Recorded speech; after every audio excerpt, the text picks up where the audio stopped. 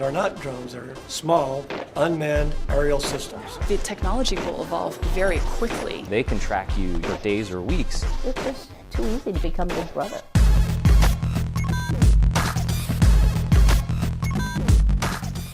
Drones, or flying robots, are a type of unmanned aircraft used by the military for surveillance and warfare.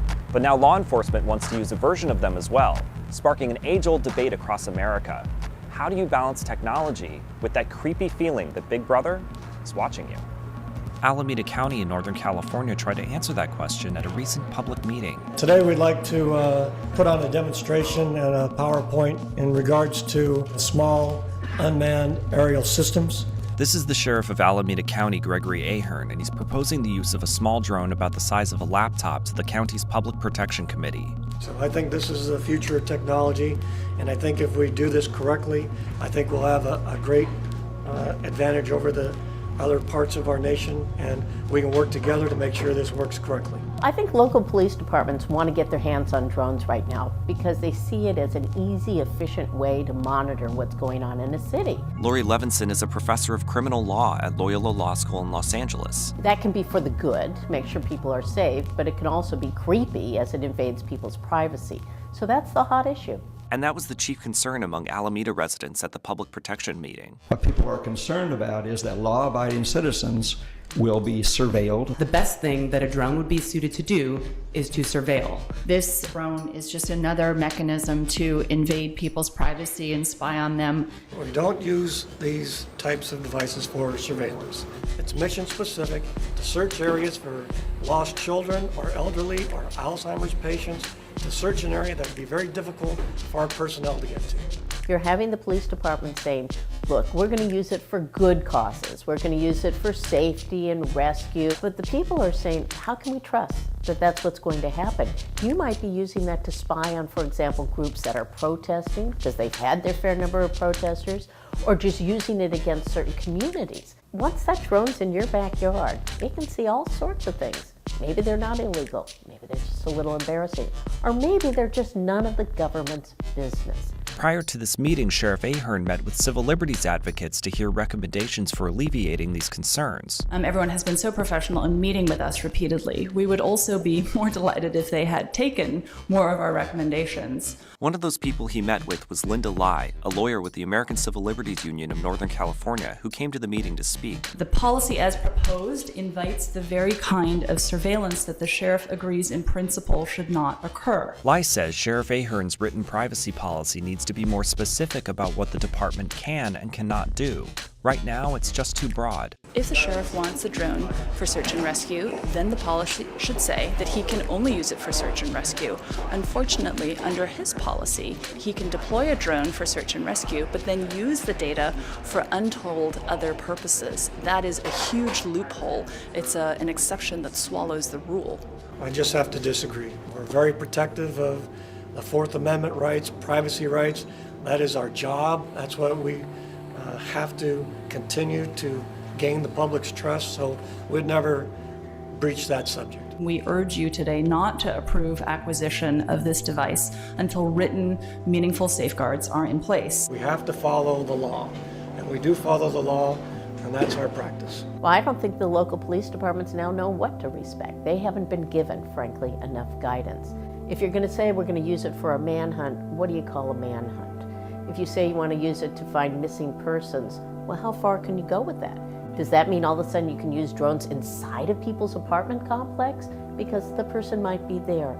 It's a matter of drawing lines, but those lines are important. Trevor Tim is an activist at the Electronic Frontier Foundation, and he says drawing those lines with law enforcement can be very hard. Police always seem to want to push the boundaries as far as the law will take them, and sometimes over those boundaries. So we have to stay vigilant against that type of behavior. Right now it's hard to tell exactly how many police departments have this technology, but the FAA itself actually estimates that as many as 10,000 drones may be flying over U.S. skies by the end of the decade. The goal is to get privacy laws in place beforehand, before they reach that level, because once there are thousands of drones in the sky and the police can use them for whatever they want, it's going to be very hard for citizens to get their lawmakers to pass privacy laws, because once the police have a certain power, they never want to relinquish it.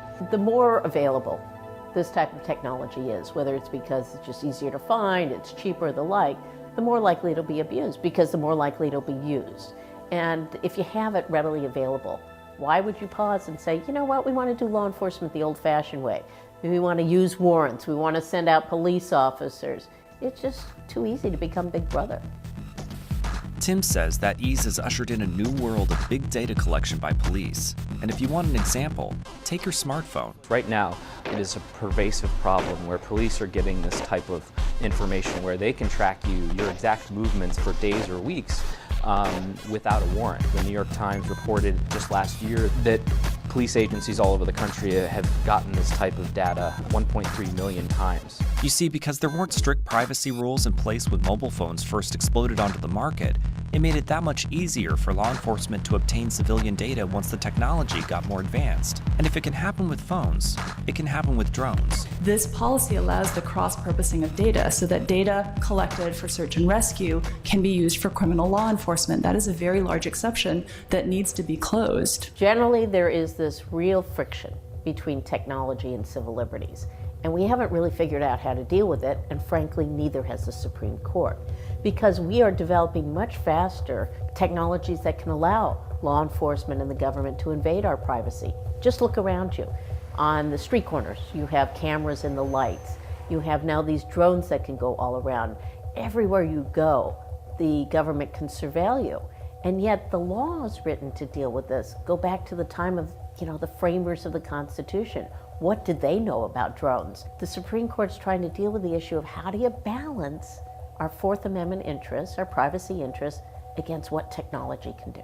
We're wading out into uncharted waters here. We need to bake in the privacy safeguards into this template. One of those safeguards might just be more technology. It's not that hard because of technology today to get a warrant. And so certainly law enforcement could use that and any other surveillance technique if an objective, impartial person, like a judge, says your needs outweigh the privacy interests. What the real fight is right now is letting the police unilaterally make that decision. What I think would be a problem is if we say, there are some times we might need to use drones, so trust us. We'll just use them when we need to. I actually trust Sheriff Ahern a lot, and I think he's one of the best sheriffs in the United States. Okay, so I feel that way, okay? Thank you.